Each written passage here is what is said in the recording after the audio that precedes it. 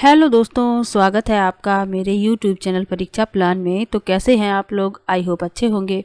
और जैसा कि आप लोगों को पता है कि EVS के प्रीवियस ईयर के क्वेश्चंस मैं सॉल्व करवा रही हूं। तो ये जो पेपर है ये दिसंबर 2019 वाला पेपर है। तो इसमें जो भी EVS के क्वेश्चन हैं उनको सॉल्व करेंगे। तो चलिए वीडियो को शुरू करते हैं। यदि आप चैनल पर नए हैं तो चैनल को सब्सक्राइब कर लीजिए, और यदि वीडियो देखने के बाद आपको अच्छा लगे तो वीडियो को लाइक और शेयर कीजिएगा। तो चलिए शुरू करते हैं। लिखा है, कोई व्यक्ति 29 नवंबर 2019 को एक एक्सप्रेस ट्रेन सूरत से नागरकोइल जाने के लिए बैठा। यह ट्रेन सूरत से 19:45 बजे और 1 दिसंबर 2019 को 11:45 बजे नागरकोइल पहुंची।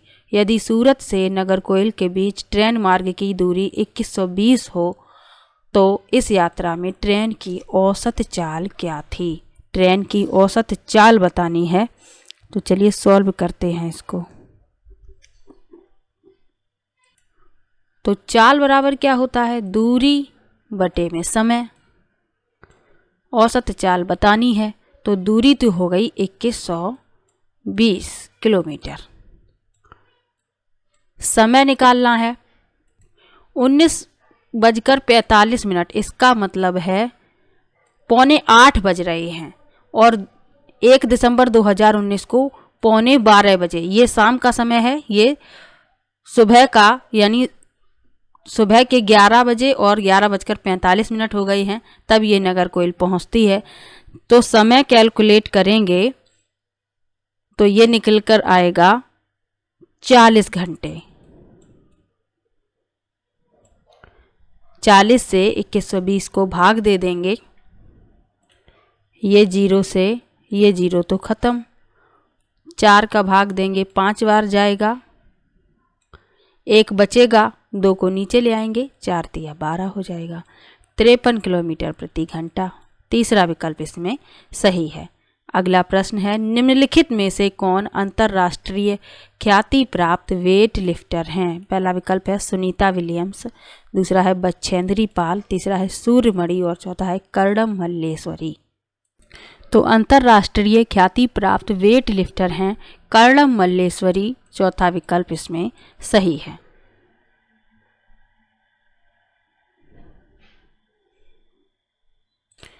तो ये आंध्र प्रदेश की हैं, ये भी याद रखना है, प्रश्न में पूछा जाता है कभी कभी।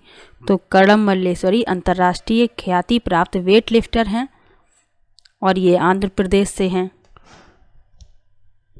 और इन्हें कई प्रतिष्ठित पुरस्कारों से सम्मानित किया गया है, जिनमें अर्जुन पुरस्कार, राजीव गांधी खेल रत्न और पद्मश्री शामिल हैं।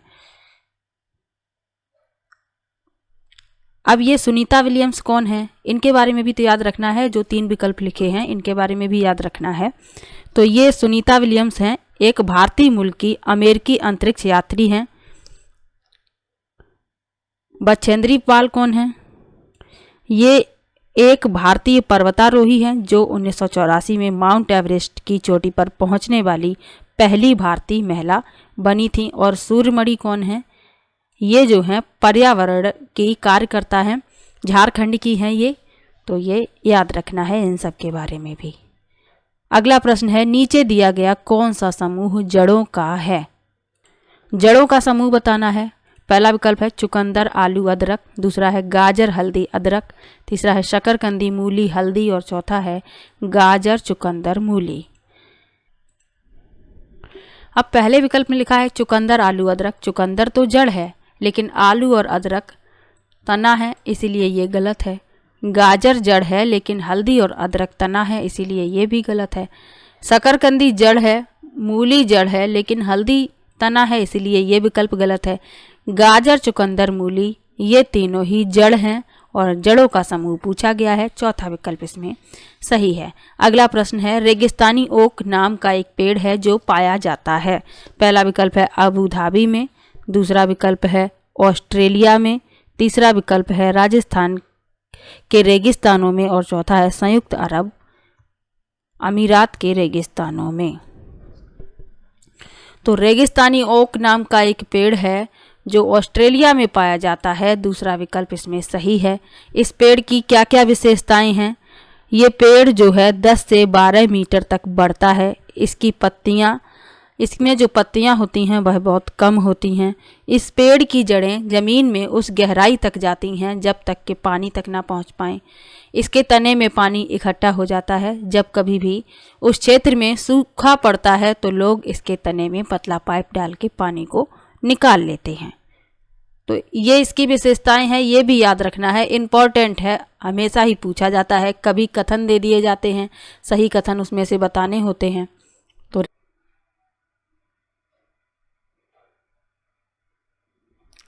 अगला प्रश्न है, नीपेंथिस वह पौधा है जो शिकार करता है के विषय में नीचे दिए गए कथनों पर विचार कीजिए। लिखा है, यह पौधा ऑस्ट्रेलिया, इंडोनेशिया और भारत में मेघालय में पाया जाता है। इसका आकार घड़े जैसा होता है और इसका मुंह एक पत्ती से ढका होता है। यह केवल छोटे कीड़े मकोड़ों को फंसाकर उनका शिकार करता है। और चौथा है, यह छोटे कीड़े मकोड़ों को खींचने के लिए मोहक आवाज़ निकालता है जो इसमें फंस जाते हैं और बाहर नहीं निकल पाते। तो नीपेंथिस जो है कीटबच्ची पौधा है। यह पौधा ऑस्ट्रेलिया, इंडोनेशिया और भारत में मेघालय में पाया जाता है। बिल्कुल सही है। इसका आकार घड़े जैसा होता है। इसका मुंह एक पत्ती से ढका होता है। सही है। यह केवल छोटे कीड़े मकोड़ों को फंसाकर खाता है। तो यह छोटे कीड़े मकोड़ों को ही नहीं खाता, ये मेढक को भी खा लेता है, चूहों को भी खा लेता है फंसाकर। और इसमें लिखा है केवल छोटे कीड़े मकोड़ों को खाता है, इसलिए ये गलत है। यह छोटे कीड़े मकोड़ों खींचने के लिए मोहक आवाज़ निकालता है। आवाज़ नहीं निकालता, इसमें एक विशेष प्रकार की गंध आती है। तो कीड़े जो हैं खींचे चले जाते हैं और उसमें फंस जाते हैं और ये उन्हें खा लेता है। ए और बी सही है, यानी कि पहला विकल्प इसमें सही है। अगला प्रश्न है, भारत की आज़ादी से पहले महात्मा गांधी ने जिस दांडी के समुद्र तट पर अपनी प्रसिद्ध यात्रा की थी वह भारत के नीचे दिए गए किस राज्य में स्थित है? पहला विकल्प है आंध्र प्रदेश, दूसरा है कर्नाटक, तीसरा है महाराष्ट्र और चौथा है गुजरात।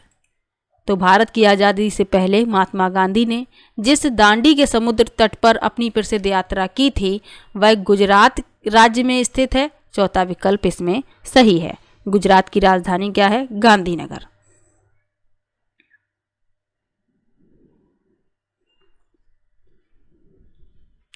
अगला प्रश्न है, उच्च ज्वर के साथ कपकपी जिसका उपचार सिनकोना पेड़ की छाल से किया जाता है वह है?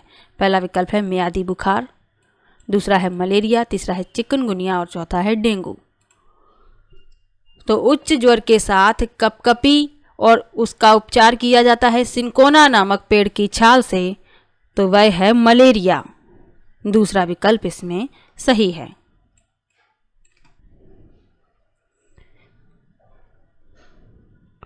अगला प्रश्न है, दूरी दिशा वाला प्रश्न है, दिशा बताने वाला प्रश्न है, बड़ा प्रश्न है। चलिए पढ़ लेते हैं। कल के पेपर में भी ऐसा ही एक प्रश्न था, उसको सॉल्व करवाया था, इसको भी करते हैं। तो लिखा है, किसी डॉक्टर का घर X पर स्थित है तथा उसका अस्पताल Y पर स्थित है। डॉक्टर के घर से अस्पताल जाने के लिए कोई सीधी सड़क नहीं है, अतः डॉक्टर पहले A पर जाते हैं जो X के ठीक पूर्व में 600 मीटर की दूरी पर है। तो चलिए जैसा जैसा पढ़ते हैं वैसे उसको बनाते चलते हैं तो आसानी से दिशा निकाल लेंगे। तो सबसे पहले ये है पूर्व, ये पश्चिम, ये उत्तर और ये दक्षिण। अब क्या करना है, डॉक्टर पहले ए पर जाते हैं जो X के ठीक पूर्व में 600 मीटर की दूरी पर है। तो मान लीजिए ये X है और X के पूर्व में A है 600 मीटर की दूरी पर, ये दूरी है 600। ये मिल गया A। अब क्या है, A के ठीक दक्षिण में 450 मीटर की दूरी पर फिर वह B पर जाते हैं जो A के दक्षिण में 450 मीटर की दूरी पर है। तो A के दक्षिण में है B, कितनी दूरी पर है? 450 मीटर की दूरी पर।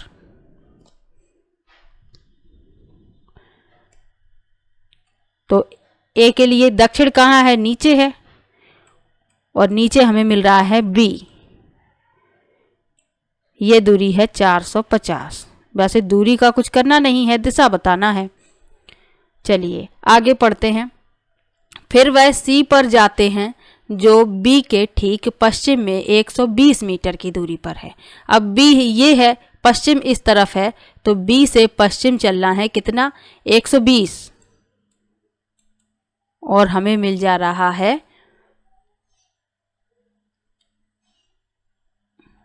सी। ये मिल गया सी। आगे लिखा है और अंत में वह बाई पर अपने अस्पताल पहुंचते हैं जो सी के ठीक उत्तर में 90 मीटर की दूरी पर है। यानी कि सी से चलना है 90 मीटर की दूरी और मिल जाता है अस्पताल। तो चलिए चल लेते हैं। अस्पताल क्या है, बाई, मिल गया अस्पताल। अब क्या बताना है, आगे लिखा है अस्पताल के सापेक्ष डॉक्टर के घर की सही दिशा क्या है। यानी कि ये दिशा बतानी है, ये घर है और ये वाली दिशा बतानी है। मैंने डॉटेड कर दिया है, ये अस्पताल है, ये घर है, तो घर की दिशा बतानी है। तो आप लोग बता सकते हैं सही दिशा क्या है, उत्तर और पश्चिम। ऊपर की तरफ उत्तर होता है, ये थोड़ा तिरछा जा रहा है पश्चिम की तरफ, तो घर की दिशा क्या है, उत्तर और पश्चिम, यानी कि दूसरा विकल्प इसमें सही है। अगला प्रश्न है चेराव नाच कहाँ के लोग करते हैं। पहला विकल्प है झारखंड, दूसरा है मिजोरम, तीसरा विकल्प है मणिपुर और चौथा है मेघालय। तो चेराव नाच करते हैं मिजोरम के लोग, दूसरा विकल्प इसमें सही है।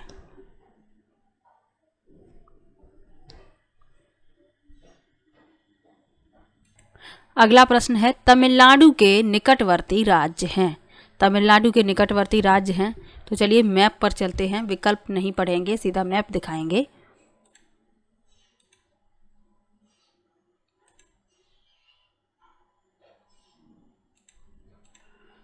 तो ये है तमिलनाडु, इसके निकट में है केरल, कर्नाटक और आंध्र प्रदेश। चलिए प्रश्न पर चलते हैं। चौथा विकल्प इसमें सही है, आंध्र प्रदेश, केरल और कर्नाटक ये तमिलनाडु के निकटवर्ती राज्य हैं। अगला प्रश्न है नीचे दी गई सूची पर विचार कीजिए। कछुआ, घड़ियाल, कौआ, बतख, मछली। इस सूची में निम्न में से कौन सा दूसरों से भिन्न है। पहला विकल्प है मछली, दूसरा है कौआ, तीसरा है घड़ियाल और चौथा है कछुआ। तो मछली जल में रहती है, घड़ियाल जल में रहता है, कछुआ जल में रहता है, कौआ जल में नहीं रहता। यही भिन्न है और यही इस प्रश्न का उत्तर है। अगला प्रश्न है मिलान करना है। लिखा है कॉलम 1 की मदों का मिलान कॉलम 2 की मदों से कीजिए, उसके बाद उत्तर देना है। तो चलिए मिला लेते हैं।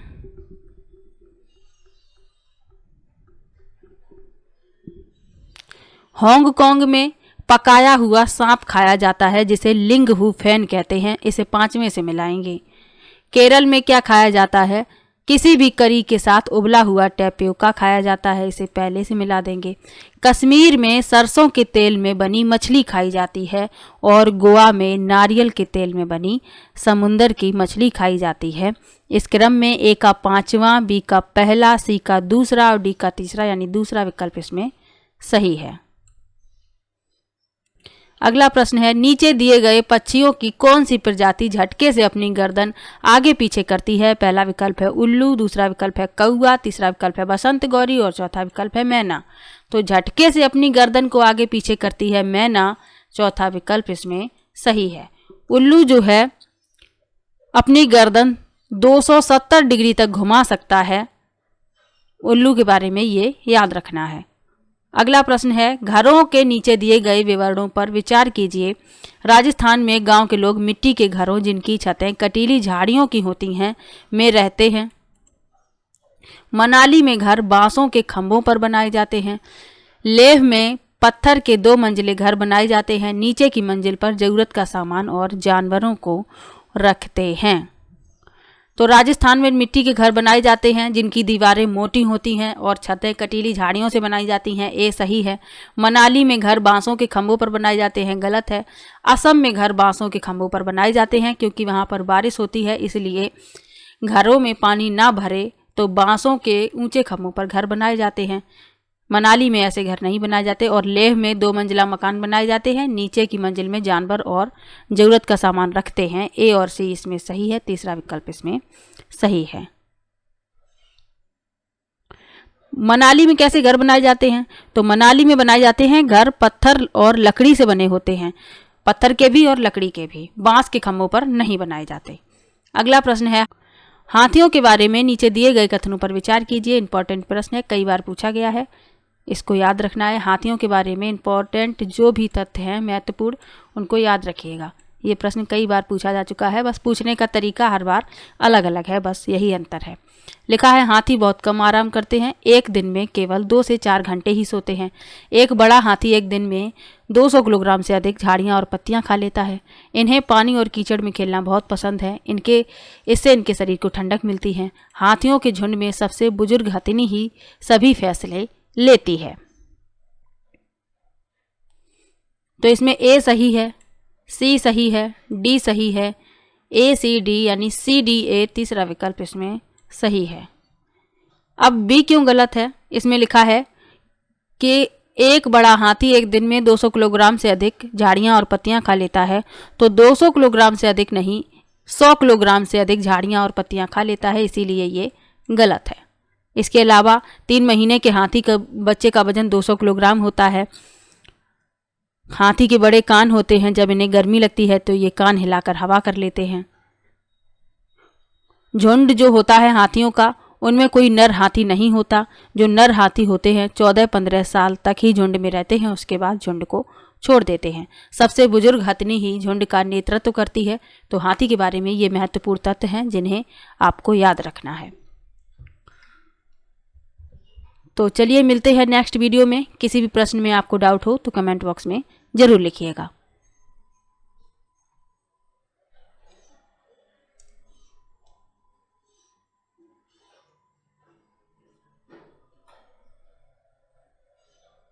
तो वीडियो कैसा लगा कमेंट बॉक्स में ज़रूर बताइएगा। वीडियो को लाइक कीजिए, शेयर कीजिए और चैनल को सब्सक्राइब कर लीजिए। मिलते हैं नेक्स्ट वीडियो में, तब तक के लिए बाय बाय।